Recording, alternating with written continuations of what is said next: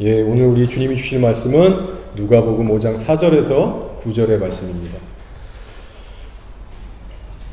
누가복음 5장 4절에서 9절, 왜곡된 예수상을 버려라라는 주제로 우리가 말씀을 나누겠습니다. 자, 우리 한 구절씩 돌아가시면서 읽겠습니다. 말씀을 마치시고 시몬에게 이르시되 깊은 데로 가서 그물을 내려 고기를 잡으라.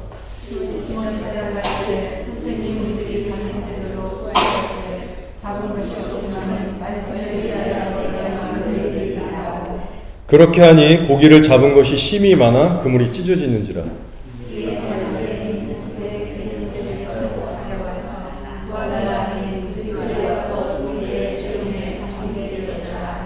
시몬 베드로가 이를 보고 예수의 무릎 아래 엎드려 이르되 주여 나를 떠나소서 나는 죄인이로소이다 하니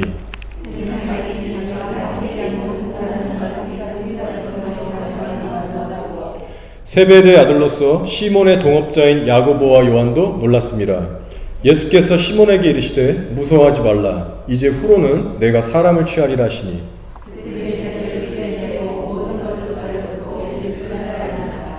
아멘. 오늘 말씀은 베드로가 처음 예수님을 만났을 때의 장면입니다. 여러분도 잘 아시는 내용일 거예요.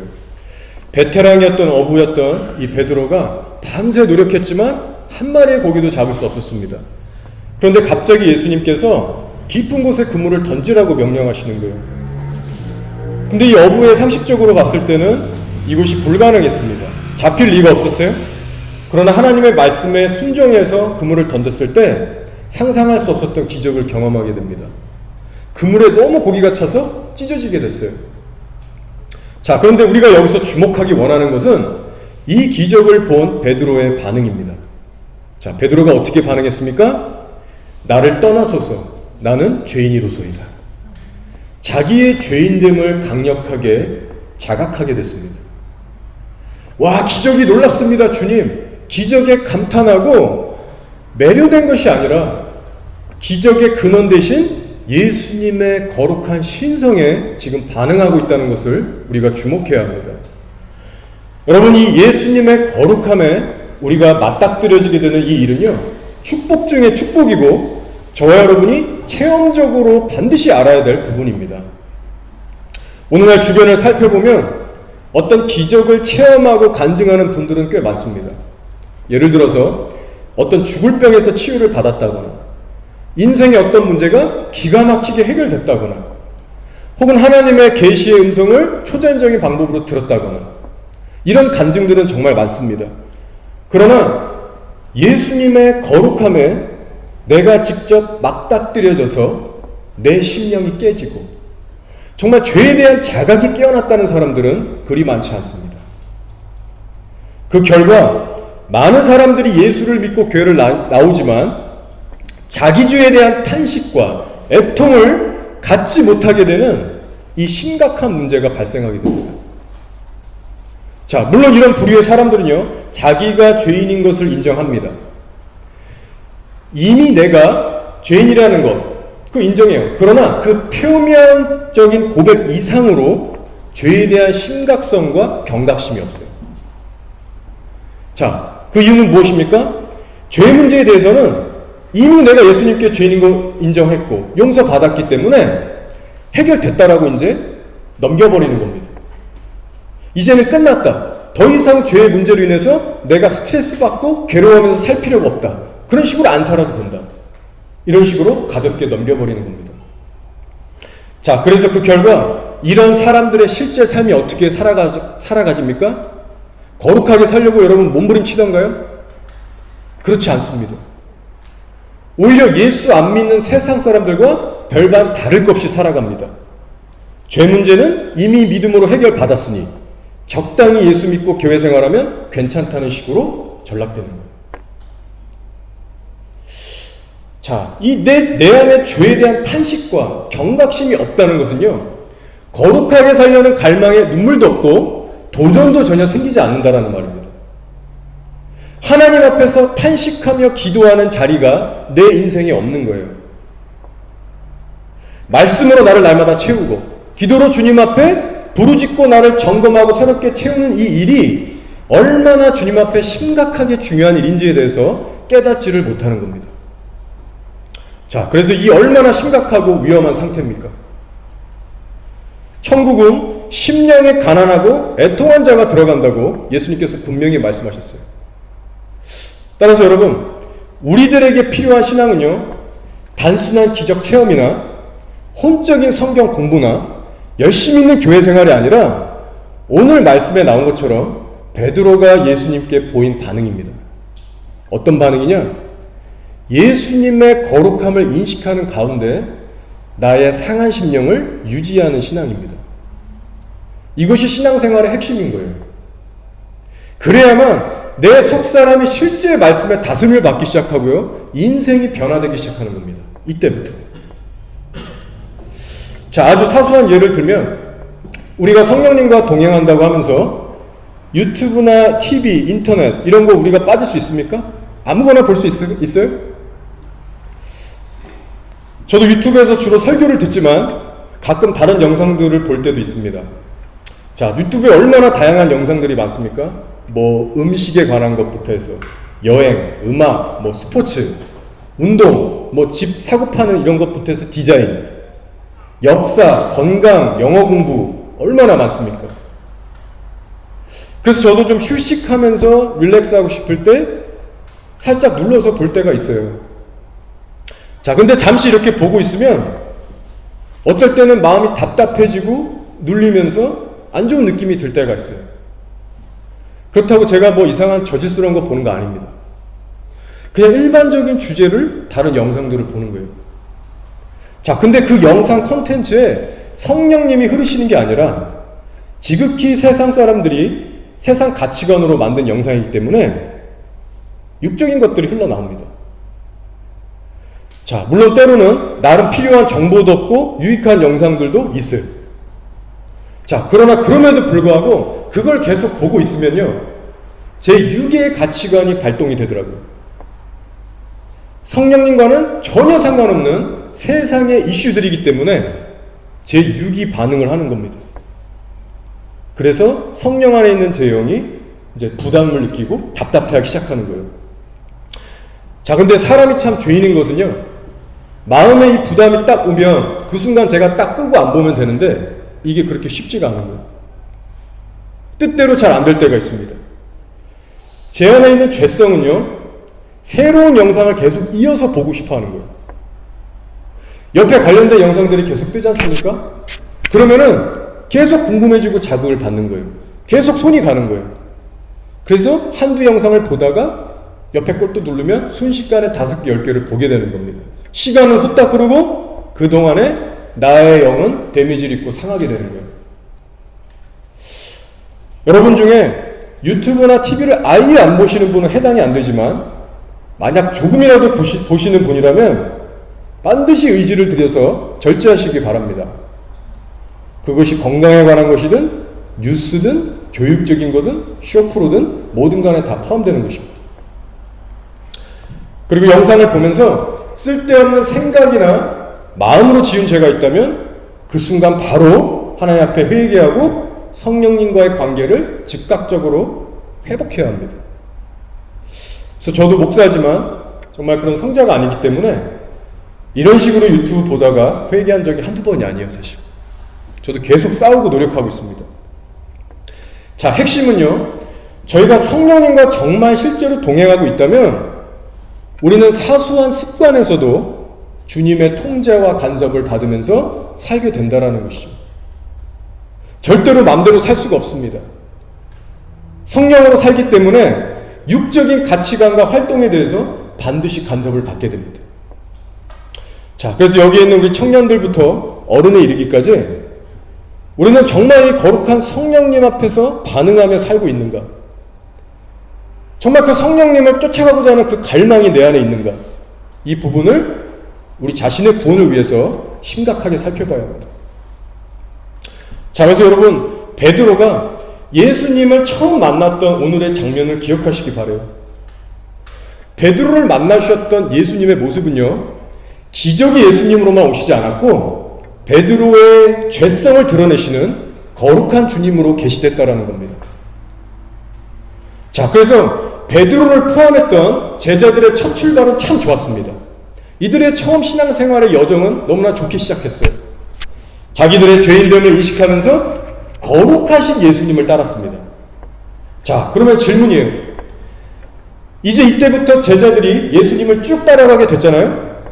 자, 그러면 신앙생활의 초점을 이제부터 어디에다 둬야 마땅했습니까? 뭐 이제 내가 죄인인 거 적당히 깨달았으니까 죄의 문제에 대해서는 패스하고 어떤 다른 거창한 사역이나 일에 대해서 초점을 맞추고 신앙생활을 했을까요? 해야 됐을까요? 아닙니다. 잘 아시잖아요. 제자들이 예수님을 만난 이 시작부터 계속해서 초점을 두고 신앙생활을 해야 됐던 그 핵심이 뭐냐? 바로 거룩하신 예수님을 계속해서 닮아가면서 나의 죄를 버리고 사는 일이었습니다. 여러분, 이것이 바로 신앙생활의 핵심이자 반석이라는 것입니다. 이 가장 중요한 것에 우리가 초점을 맞추지 않으면서 다른 어떤 일에 더 큰 관심과 기대를 가질 때 우리는 올바른 방향으로 나아갈 수가 없게 됩니다.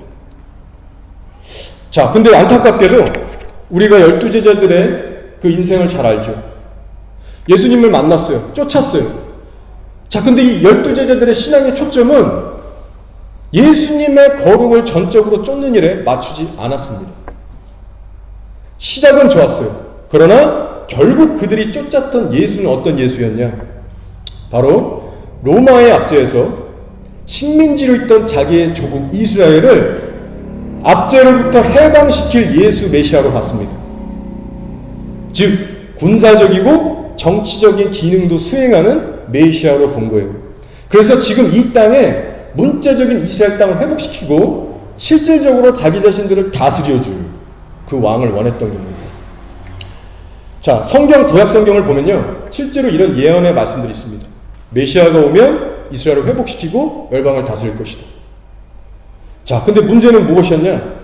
이 말씀은 예수님께서 재림하실 때 성취되는 말씀이지 초림 예수가 성취할 말씀은 아니었거든요. 그래서 제자들이 3년을 넘게 예수님을 따라다녔건만 그들의 최대 관심은 무엇이었냐? 바로 죄에 대한 구원의 그 해방보다도 언제 이 이스라엘 나라를 로마의 압제에서 회복시켜 주실까? 이 육신의 눈에 보이는 문자적인 이 땅을 언제 해방시켜 주실까? 이것에 모든 관심을 더 쏟았다라는 겁니다. 그래서 그 나라가 실제 회복되면 누가 주님 옆에 앉은 큰 자가 될 것인가? 자리 싸움을 했습니다. 누가 더 크냐? 이 싸움을 초기와 마지막 마가의 다락방에서 성찬식할 때도 이 싸움을 했습니다. 자, 그러나 정작 우리 예수님께서 이 땅에 오셨을 때 그분은 무엇에 관심을 두셨고 무엇을 하러 오셨습니까? 바로 인간의 죄의 문제를 해결하러 오셨습니다. 십자가의 끔찍한 고난을 받으시면서까지 우리의 죄의 문제를 해결하시기 위해서 이 땅에 오셨던 거예요. 예수님께 이게 가장 중요했습니다. 왜냐하면 이게 안 되면 사람들이 다 지옥 가거든요. 따라서 예수님께서는 로마라는 한 제국 정도를 정복하러 오신 게 아니라 지옥의 권세를 깨트려 오신 거예요. 죄와 사망과 사탄 마귀를 깨트리러 오신 것이 하나님의, 예수님의 최종 비전이었습니다.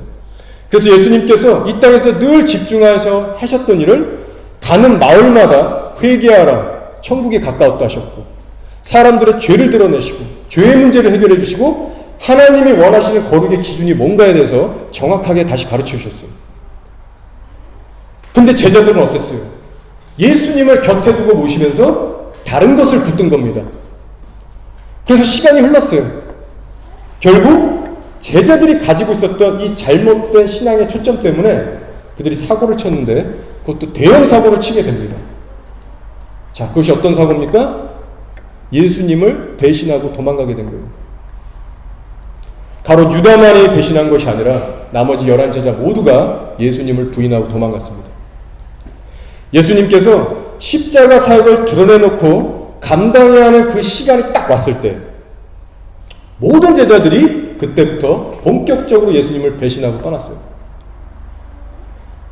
여러분, 그 이유는요, 자신들이 믿고 따랐던 예수는 여태까지 제가 설명했듯이 비참하게 로마 군인들에게 끌려가서 허망하게 죽을 메시아가 아니었던 거예요.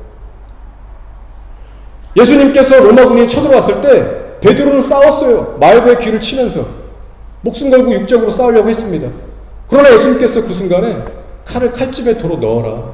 내가 이 고난의 잔을 마셔야 되지 않겠느냐라고 했을 때 제자들이 충격과 혼돈에 빠졌어요. 우리 주님 왜 이러실까 갑자기? 왜 지금 싸우지 않고 뒤집지 않고 로마 군인에게 순순히 잡혀서 끌려가실까? 제자들에게 있어서 이 중심이 드러난 겁니다.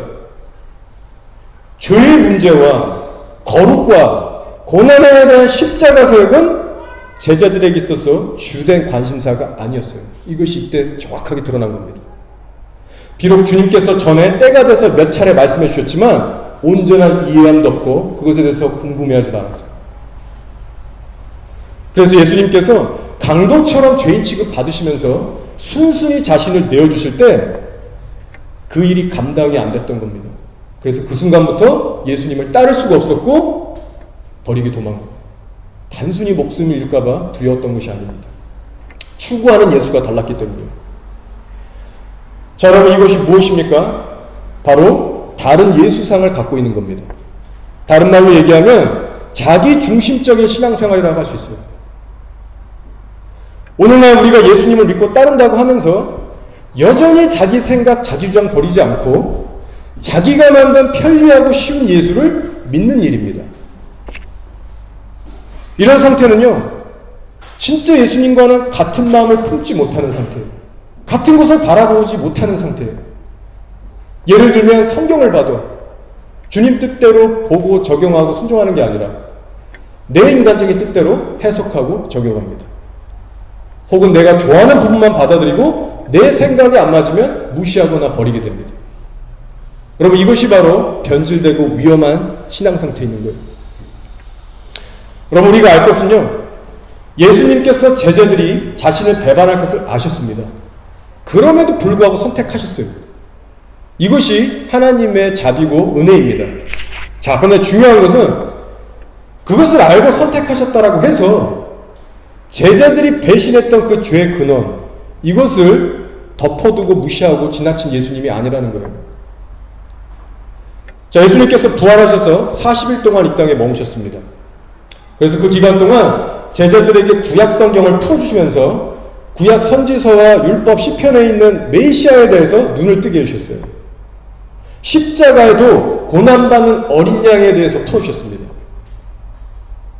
다시 한번 깨우쳐 주시면서 철저하게 올바른 예수상을 회복시켜 주셨고요. 초림 예수부터 재림 예수, 하나님 나라의 완성의 큰 그림을 모든 제자들에게 깨닫게 하셨어요. 자, 그래서 이 기간에 베드로를 포함했던 모든 나머지 제자들은 자아가 깨지는 이 회심을 경험합니다. 그러면서 올바른 예수상이라는 것이 회복되게 돼요. 자, 그래서 예수님이 정확하게 예언하신 대로 제자들의 돌이킴, 이 회심이 있은 후부터 우리의 죄 때문에 고난받은 어린 양, 그의 십자가만 제자들이 전하게 됩니다. 다른 거 안 해요. 죽을 때까지 이 고난받은 십자가만 전하다가 순교를 당합니다. 자, 그래서 이때부터 예수상이 올바로 회복되면서 이들이 붙들고 전했던 예수는 어떤 예수냐? 바로 나의 죄를 드러내시며 또 용서하시는 예수, 그리고 거룩한 열매를 내 실제 삶에 요구하시는 예수님으로서 믿게 됩니다. 여러분, 이 올바른 예수상이요, 오늘날 저와 여러분이 끝까지 붙잡고 믿어야 될 그 올바른 예수상인 것입니다. 자, 오늘날 많은 교회들이 이 초점 있는 예수상을 잃어버렸기 때문에 어떤 열매를 맺고 있냐? 부패와 타락입니다. 하나님의 진노의 심판이고. 오늘날 예수 믿는 사람들 주변에 한번 여러분 살펴보세요. 오늘날 예수님을 믿는다는 수많은 사람들이 내 죄를 드러내시고 회개와 거룩의 삶으로 이끄시는 예수님께 초점을 두지 않습니다. 이것을 우리가 어떻게 알 수 있습니까? 바로 교회에서 성도들끼리 주고받는 대화 속에서, 그리고 또 그들의 삶의 실제 열매를 통해서 우리가 알 수 있습니다. 예수를 믿지만 내가 어떤 예수를 믿느냐에 따라서 열매 맺는 일은 천차만별 달라질 수 있어요. 자, 그럼 오늘날 교회 안에서 많은 사람들에게 인기 있고 찾고 있는 예수는 어떤 예수입니까? 이 땅에서 내게 복을 주시고 성공하게 해주는 예수입니다. 내 육신의 질병을 무조건 고쳐주시는 예수예요. 내 인생의 어떤 문제들을 해결해주는 예수입니다. 그리고 입술로 죄인임을 인정하고 믿기만 하면 대충 막 살아도 무조건 천국 보내주는 예수로 알고 있어요.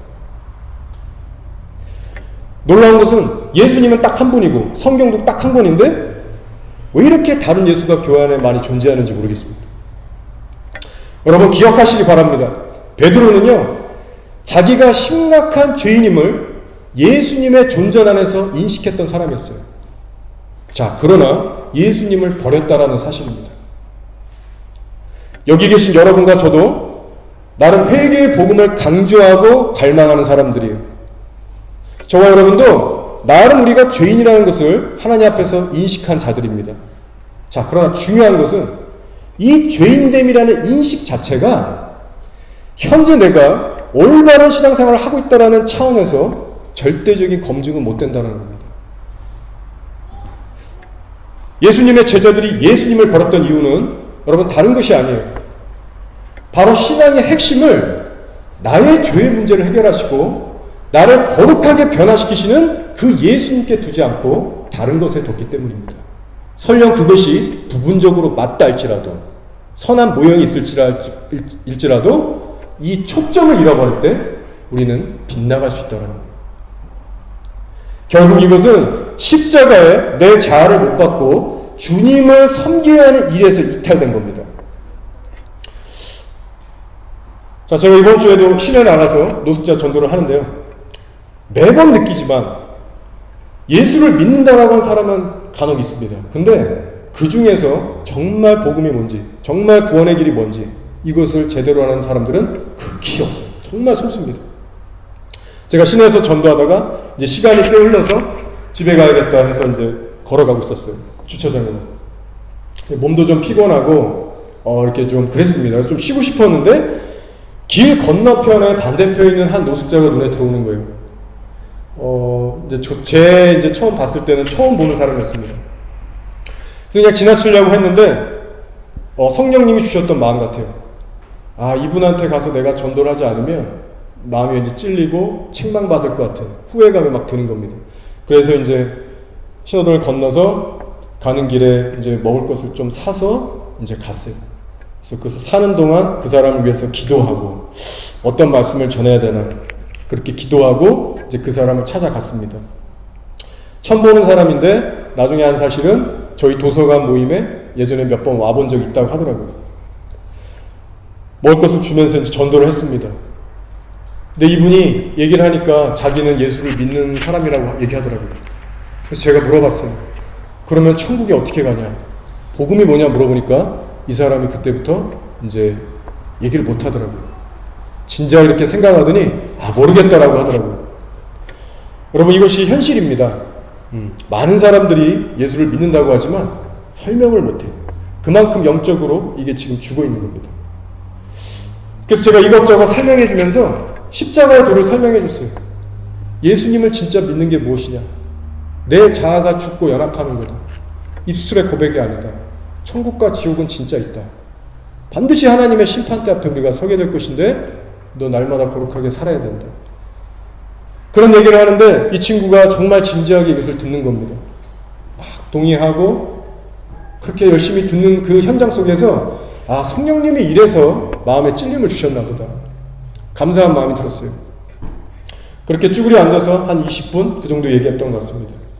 자, 그래서 이제 떠날 때가 돼서 가려고 하니까 이분이 먼저 기도를 좀 해주면 안 되겠냐라고 부탁을 하더라고요. 그래서 기도를 해줬어요. 그리고 축복해주고 자리를 떠서 일어나는데 복음 자체를 전한 것은 기쁘지만 제 마음 한구석은 정말 답답하고 힘이 든 겁니다. 왜냐? 전도를 하면 할수록 정말 복음과는 전혀 상관없이 진리를 보는 채 그냥 하루하루 살아가는 사람들이 너무 많은 거예요. 이 현실이 막 무게로 느껴지니까 마음이 답답한 겁니다. 저는 주님과 잊을 수 없는 추억이 있습니다. 여러분에게 예전에 한번 말씀드렸지만 다시 한번 생각나서 말씀드리는 거예요. 제가 처음에 노숙자 사역을 해나갈 때 한 두세 달이 지났을 때 어떤 메시지를 또 전해야 될까? 주님 앞에 월요일날 기도를 했어요. 그랬더니 마음속에서 소돔과 고모라라는 엄청난 그 강력한 단어의 감동이 확 올라온 겁니다. 그래서 주님, 이거 혹시 주님 음성입니까? 내가 바로 어제 노아의 때를 전했습니다. 사람들이 마지막 때 먹고 마시고 시집가고 장가하고 이거 하다가 지옥 간다는 이 메시지 제가 전했는데 주님 이거 그 얘기 아닙니까 또. 그래서 제가 하나님 앞에 부담스럽다고 나 이거 못하겠다고 사실상 지금 수개월 그 얘기 했던 거거든요. 그래서 주님께 구했죠. 사인을. 정말 이게 주님 뜻이면 나한테 사인을 주십시오. 그리고 하루 이틀 흘렀어요. 저녁에 제 방에서 무릎 꿇고 기도하는데 창세기 18, 19장에 갑자기 딱 음성이 들리는 거예요. 클리어하게 들리는 거예요. 뭐 희미하고 이런 게 아니라. 그래서 이게 주님 주신 음성인가? 소돔과 고모라가 있는 장인지 모르고 18장, 19장을 보니까 정확히 딱 그 장들이 소돔과 고모라에 관한 장이었습니다. 근데 제가 여전히 또 하나님한테 우겼어요. 주님의 진짜 뜻이 맞다면 오늘 밤 꿈으로 나타나달라고, 보여달라고. 여러분, 주님이 주신 꿈 꿔보셔서 아시겠지만, 이 꿈은요, 내가 만들 수가 없어요. 심지어 내가 막 이런, 뭐 어떤 영화를 보고, 뭐 글을 보고, 그래서 그 관련된 거를 막 꾸고 싶어서 막 노력한다고 되는 게 아닙니다. 뭐 잔상 정도는 나올 수 있겠죠, 인간적으로. 근데 하나님이 정확히 주시는 메시지의 꿈은 내 노력으로 되지 않습니다. 그날 밤 꿈을 꿨는데, 오클랜드 시내가 나오고, 퀸스트리트가 정확히 나오고, 음란한 현지인들, 키위, 마오리, 동양인 이 순서대로 각 인종들이 얼마나 음란하게 살고 있는지 쫙 장면들을 보여주시고 맨 마지막에 먹고 마시고 사업 성공해서 보러 가자 이 장면을 보여주시면서 제가 이제 새벽에 깼죠. 그래서 하나님 앞에 기도할 때 아 맞구나 이 메시지 내가 전해야 되겠구나. 그래서 그것을 그 주일에 전했습니다. 자 근데 저 혼자 심각하게 진지하면서 그때 아마 제가 되게 막 소리 지르면서 설교를 했어요. 근데 반응들은 뭐 그냥 잠잠했습니다. 특별히 뭐 회개하고 뭐 애통해하고 이런 모습 하나도 없었어요. 그래서 그때 저 혼자 생각하면서 깨달았습니다. 아 주님이 주신 메시지가 이렇게 분명해도 사람들은 꿈쩍도 안 할 수 있구나. 그러나 주님의 말씀이 나를 통하여 일단 선포됐기 때문에 이 사람들은 하나님 앞에 변명할 수가 없겠구나. 두렵고 엄숙한 마음도 들었습니다. 주님은 사람들이 듣든지 아니 듣든지 선포하라는 주님이시구나. 제가 이번 주에 전도하고 들어와서 남은 잔돈하고 영수증을 정리하는데 이런 생각이 드는 거예요. 아, 목사인 나만 이렇게 전도해서 되겠는가? 복음을 우리가 많이 들었잖아요. 사람이 까딱하면 지옥 갈 수 있다는 거. 우리 맨날 그 얘기 하잖아요. 근데 목사인 제가 이걸 막 영수증하고 잔돈 정리하는데 창문을 보는데 갑자기 그 생각이 드는 거예요. 목사인 나 혼자 이렇게 전도하는 게 맞나? 우리 교인들 다 복음 알고 있는데 뭔가 더 해야 되지 않을까? 안타까운 마음이 들더라고요. 저희 노숙자를 섬기시는 팀원 중에 한 여자 집사님이 계십니다. 북쪽에 있는 키위교회를 다니세요. 근데 우리 노숙자 모임이 끝나면 바로 북쪽에 있는 그 교회 근처에 가서 이제 아침 식사는 거르시고 저기 마랑기베이 쪽에 버스 스테이션이 있습니다. 거기서 따로 전도를 하세요. 그리고 나서 교회를 가십니다. 평일에 늘 바쁘게 사업하는 분이시라서 시간적 여유가 없는 거예요. 그래서 굳이 시간을 내서 아침도 안 드시고 그렇게 전도를 한다는 얘기를 들었습니다. 여러분 지금 한국의 상황을 한번 생각해 보시기 바라요. 현재 코로나 때문에 거리 전도도 인간관계 전도도 거의 다 막힌 상태입니다. 어려워졌어요. 거의 불가능하다고 보셔도 될 겁니다. 그리고 교회의 신뢰도는 더 바닥을 치고 있습니다.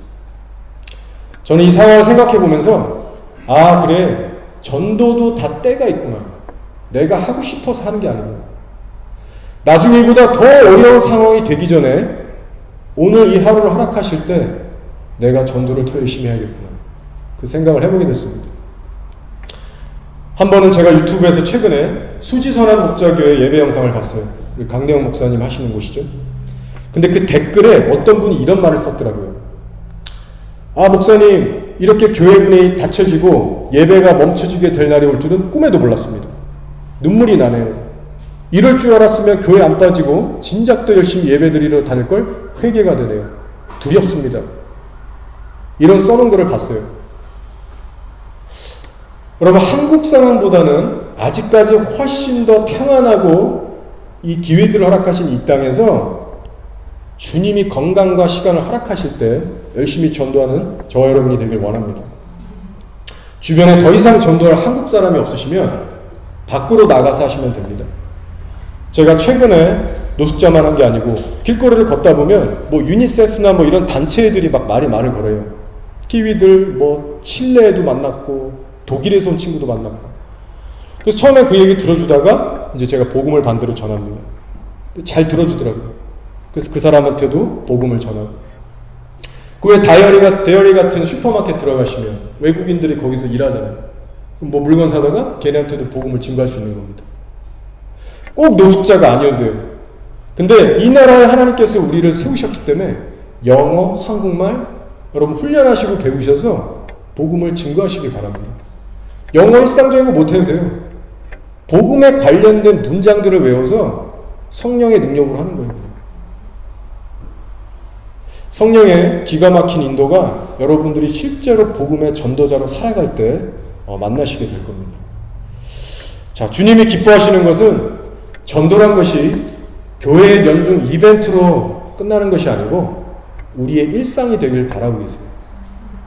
자, 오늘 말씀에도 나오죠? 이제 후로는 내가 사람을 취하리라 하시니. 전도입니다, 여러분. 저희 가운데 평생 복음 한번 제대로 못 전하다가 주님 앞에 부끄럽게 서는 분이 한 분도 없기를 바랍니다. 만약 여러분이 전도에 대한 훈련이 필요하시면 저한테 오셔서 제가 부족하지만 좀 알려드릴 수도 있어요.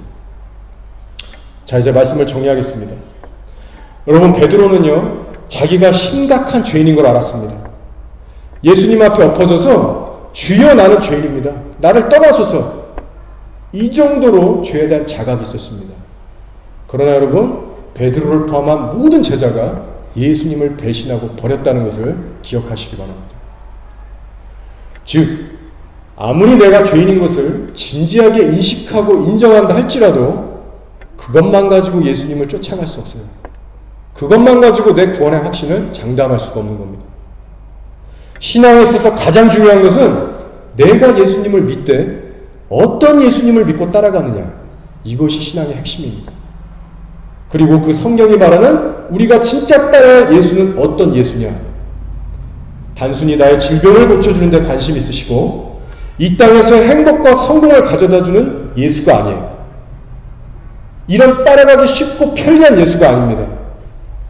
성경에 나온 진짜 예수는 십자가를 그 등에 지시고 내 죄 때문에 죽고 부활하신 분이십니다. 사람의 죄의 문제에 대해서 가장 큰 관심을 가지시고 해결해 주시고 성도의 실제 삶에 거룩한 열매를 맺도록 도우셔서 천국에 들어가기 합당한 자로 만드시는 그 일, 이것에 모든 관심을 쏟는 예수님이세요. 훗날 신앙의 철이 든 베드로가 교회들에게 이렇게 권고합니다. 베드로후서 1장 4절. 너희가 정욕 때문에, 이 자아 때문에 세상에서 썩어질 것을 피하여 신성한 성품에 참여하는 자가 되게 하려 하시느니라. 인간적인 열정과 기대와 꿈으로 가득 찼던 베드로가 이제는 차분하고 단순한 고백을 하고 있어요.